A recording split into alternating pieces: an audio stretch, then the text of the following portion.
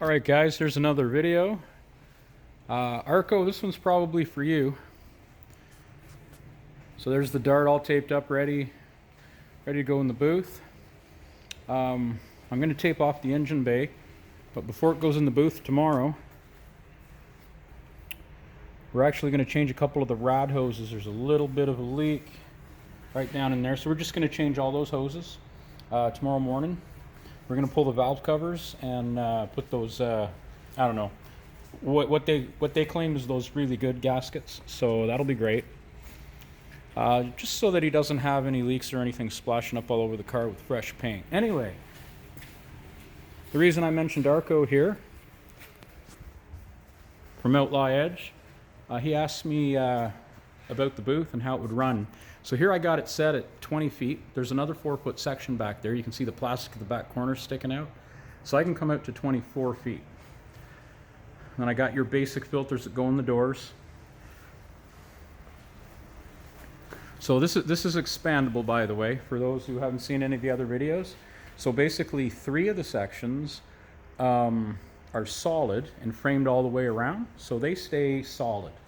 And then the other 3 sections are just plastic, you know, basically stapled from one to the next. So basically what happens is I can push this in against the wall and it becomes a 12 by 14, or right now it's 20 by 14, and I can pull it out another 4 feet, which takes it pretty much, you can see a little mark on the floor down there. Basically it'll just touch the bumper brackets of the car. So the reason I made it collapsible is because, you know, darts aren't a big car. Well, there's enough room to walk behind it. I was working back there today, but you know, if the booth was 24, 25, 26 feet, we'd be screwed. So I built this. It's a bit of a prototype.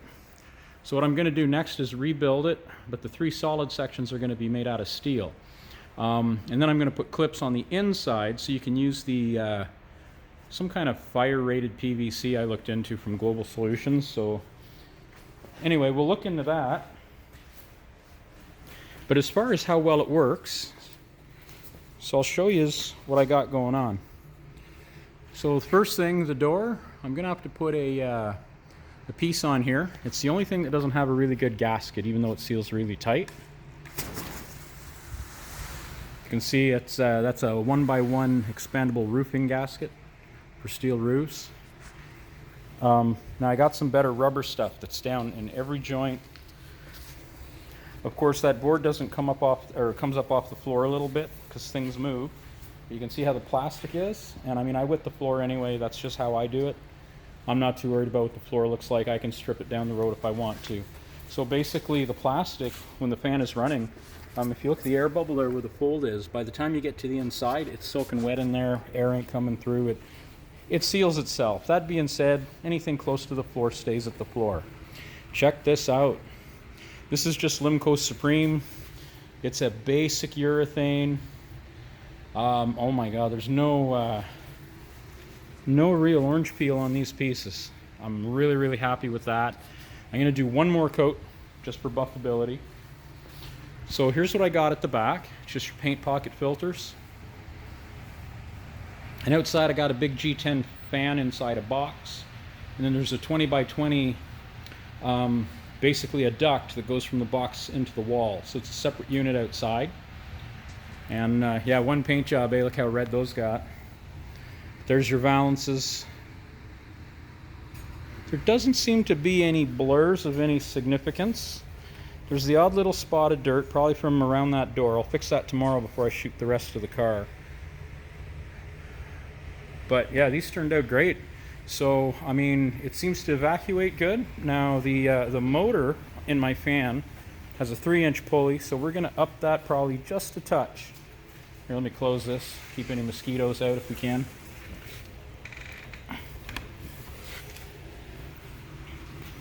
Of course, the hood is painted as such because the middle's going to be satin black, along with a stripe on the trunk lid. I don't know how well you can see this. I mean, I'm not a bad painter, but I'm not a great painter. Now, I was painting in an open-face booth. So what I used to have, you see the box there in the wall. That's just a great big, I think about a 22-inch fan. and I had this piece of ductwork, hole in the bottom, there's a hole in the top on the opposite side, and I'd basically throw that in front of it so to pick up from the middle and from the floor. Now I didn't have the big plastic booth, so what I had is where that booth wall is up on the ceiling. I had a 20-some foot tarp that unrolled from the ceiling. So basically it was open, so you had to clean the whole garage, wet the whole floor everywhere, and that sucked. So this way I can leave the dirt out there, and I mean, it's not 100%, but it's pretty amazing. And I think if I seal that door properly, yeah, I think that'll be amazing. And the other thing I'm going to do, so dust doesn't come in with me, I'm going to put a door back here in the corner, and just outside that door I'm going to put a little shelf on the wall, just big enough where I can mix the paint, come in and out. That way anything that comes in with me just gets sucked right into the filter right away. And I think that'll be the best thing to do. But yeah, so there's plenty of room in here. Most of you could probably build the same thing. It wasn't a big deal. All the frame material is basically, we bought 2x6 and ripped them in half. You know, trying to make it a little lighter and a little less expensive. The top though is 14 feet across, so we went with 2x4s up there. But yeah, that's basically 2x4s and 2x2s ripped and such. Here's the trunk lid. I mean, that's not bad for a single stage. Now I'm going to come back in about 20 minutes, maybe less. I mean, it'll take me that to mix up another batch of paint. I'm going to do one more coat because I want to flow coat the trunk a little bit, get it a little bit shinier. Yeah, I think that's what I'm going to do. Like, it's pretty good. But again, like I said, I kind of want to do another coat anyway. Just, you know, give it a little more that you can...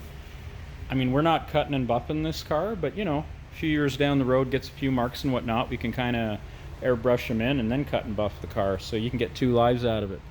Now, there's kind of a little bit of a... No, never mind. Yeah, no, that's not bad, but I'm going to redo the trunk. I'm going to put one more coat on the trunk. The hood, I think I'm going to call good. You know what, for the little bit of paint it takes, I'm going to redo the hood. So I'm going to leave the valances alone. The corners already have 3 coats, everything else has 2. So I do kind of a little bit of a tack coat over top of anything that's primed and different. And then I go over with a full coat, and then a second coat, and then usually a third coat with this stuff, because it's not that expensive and it covers really well. But I mean, you know, these older cars, you're going to have them for a long time, so you don't want it too thin. This way a guy can wash it and wax it and buff it and play with it and have a lot of material. But look at that. I mean, you can see my phone right in the paint. And I mean, this is like a single stage red, you know, generally speaking. I don't know, without the clear coat, I don't find these overly shiny. But with this particular car, he said, you know, the new paint doesn't look like the old paint. And I said, well, what if we do this? It might look a little more like the old paint. As for the color, we don't know what it is. Someone had painted this car back in the 80s, and he claimed it was a Mack red. So I don't know if that means Mack truck. Either way, we couldn't find anything, but we played with the color cards, and my paint guy, the guy that mixes all my paint up, he was able to match the color. And what I did is I took one of the valances and I washed it off really, really clean, and I basically just threw a little bit of paint with a bit of reducer, no hardener, and I basically I ran it right down the middle, so you can see that middle line, and I basically just painted that and blended it in to see what would happen, and you could not tell the 2 colors apart. So I mean, I figure that's close enough, because the car has this character we wanted to keep. He loved the color, you know, customer's choice. A lot of guys probably would have went back to an original Mopar. Oh wow, yeah, I am going to recoat everything else, because the 3 coats on these is just stunning. That third coat made such a difference. So I'm going to repaint everything one more coat. But anyway, so this is the booth. It works really, really well. Because I'm doing parts and it's not the whole car, I'm not pausing, but I mean, you got to kind of do a part and stop, do a part and stop. You're moving around, do the valances, do the hood, do the trunk lid, right?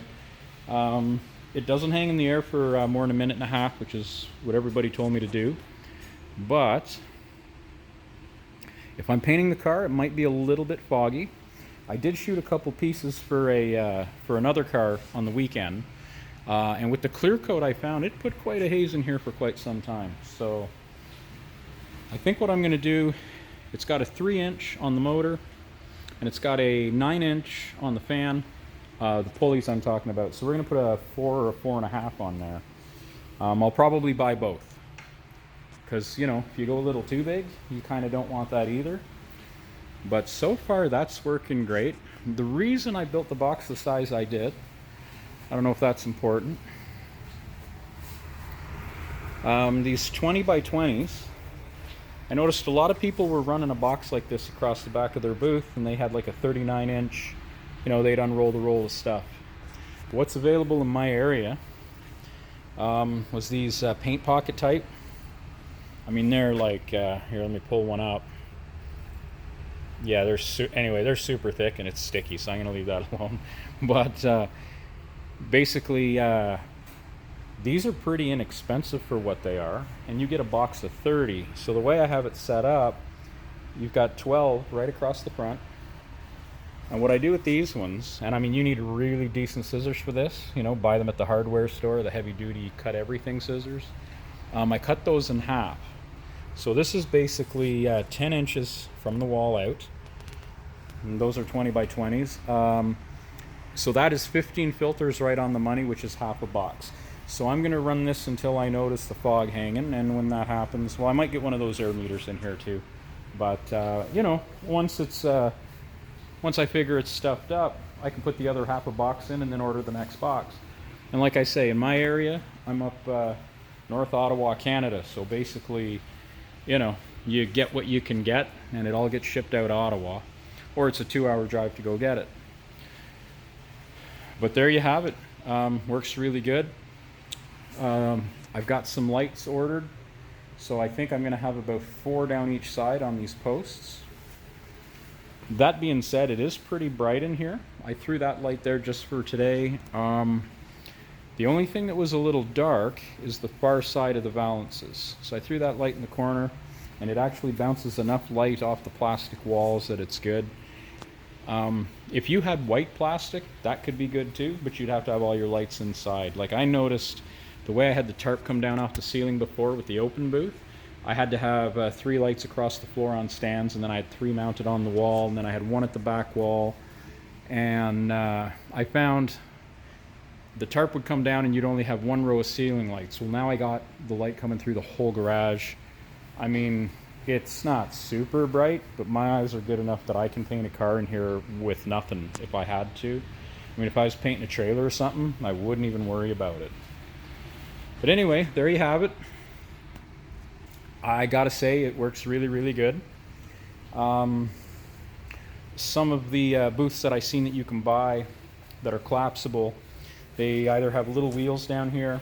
A lot of them are made out of metal tubing, and they got like a big, basically a tent over top.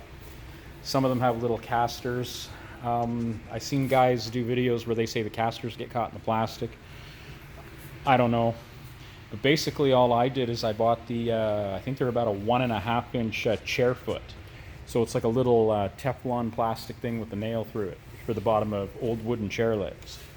I think if I come right down here, there you go, you can see it right there. So basically, you know, if one starts scratching the floor, I mean, they're a couple bucks for a 4-pack. Just, I think I spent 10 bucks and got a whole bunch of them. So I basically have one under every upright stud. And this piece down here, I got one at each side of the door, and I forget where all I put them, but there's, oh, under the doors. So if you hadn't seen the other video, 2 barrel locks down there. So this is a 40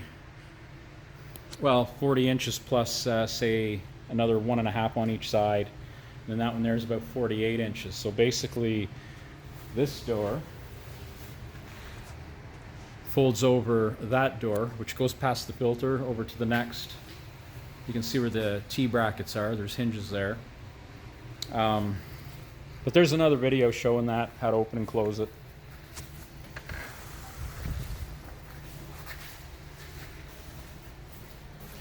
And then this little door was just, I mean, you had to have something in there. Now those particular filters, actually you get 8. I only use 6. I might put one up in the top of that door and one up in the top of that part of that door. You know, a little more airflow. Plus you get a little more of the way I have the paint arresters across the bottom.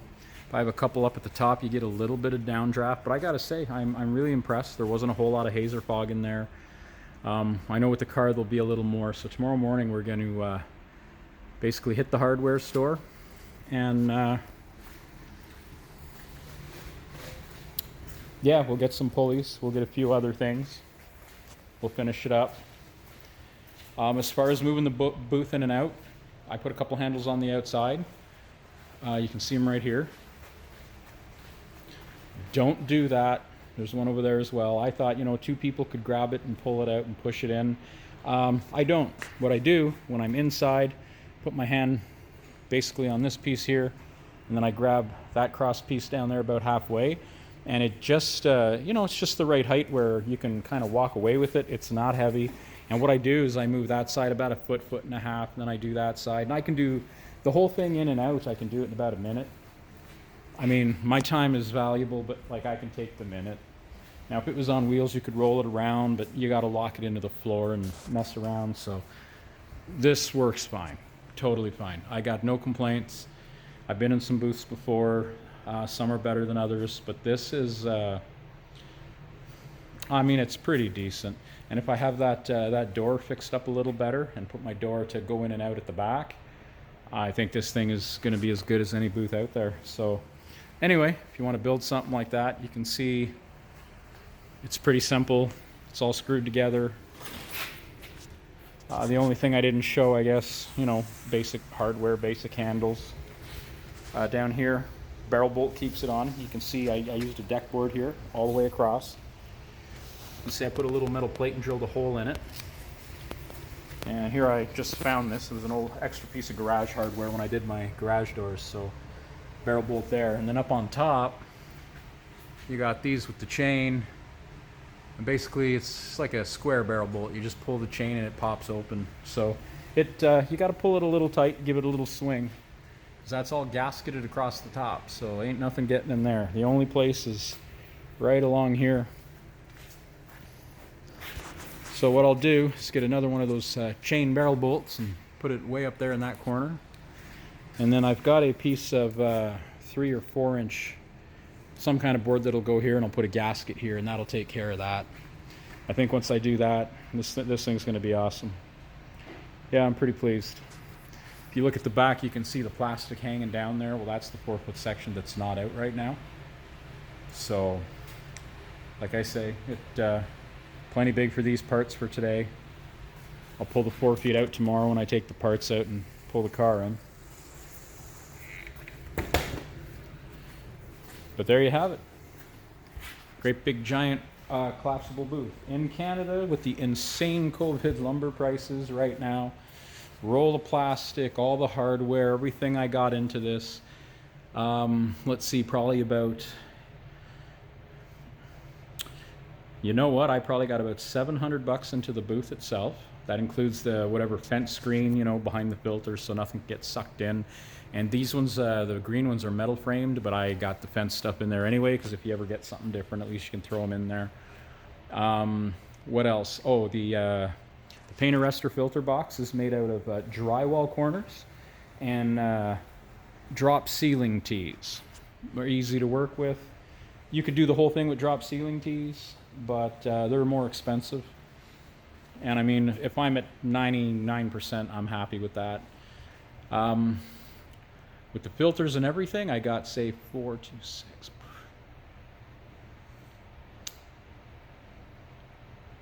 This whole thing is about $1,150. That's the plastic, the hardware, the filters, everything. The only thing that I didn't include in that is my fan, which came out of a giant church furnace. But if you go see some of the oil heat guys, maybe you can find one. I ran a G15 and not a G1510 because it's like a half of a G15 fan. It's a blower motor for a giant furnace. and it runs off a 3/4 horse motor. So I was able to get that off a guy I knew, and a couple years back, and I got it for nothing. And the idea was we were going to use it to feed a positive pressure booth, which I never built. So once I built this, basically I built a, what was it, a 25 by 36 box. And I put the fan inside the box. There's a duct off the box coming through my back wall. I'd show you that, but you know, it's like midnight here, so. Anyways, and then it just blows out through the top. Now that I've tested it out, I'm going to put a stack the same size as basically the outlet of the fan. It blows straight out the top. So yeah, I'm going to run a stack and just go up over the roof, and that way it don't bug nobody. Some people say if you have a bigger hole through the wall, it's probably better. I made mine 20 by 20, and the reason I did that is because if there was ever any issues with smells or this sort of thing, you can put those pocket style, looks like a giant charcoal coffee filter, and basically to eliminate the smell. But first I'll pull one of the filters out and see if anything got through, how much red got through. I don't think so though. I think it worked pretty good. I think it worked as good as anything else. I don't heat the booth, but if you look in front of the booth here, I'll aim it at the ceiling. I got one of those gas radiant tube heaters. And I mean, when I had the open booth, I just basically left the thermostat wherever it was, and it would heat up enough. I know people talk about, oh, if it gets too cold and stuff like that, but you know, these 2-pack paints or 2K paints, it's a chemical reaction. So my shop would be like 22 to 24 degrees. I keep it warm. And the cool thing with the radiant heat like that, if you don't have too much stuff in here, the floor gets super hot. So even once you pull a bunch of air in and it's cold, like right now I wouldn't have the fan running if it was 20 below outside and we were painting in the winter time. It might drop to 15. I think one time it dropped me on 12 painting a great big truck. But yeah, that's enough that it'll keep it above 12 to 15. And then if you shut the fan off, because the floor is so warm, the whole shop heats back up to 20 in no time. And I mean, I leave the heat on in here probably all night after I paint, but usually in the winter I shut it off. We might build a little lean-to outside and do like a wood heating system, but we'll see how that goes. I don't think I'm going to do that. But anyway, there you have it. I'm going to mix up another batch of paint. I'm going to flow coat that trunk and the hood again, and call it a night. A shout out to Arco. Hope you liked the video. Everybody likes these, so that's always fun. And have a good night.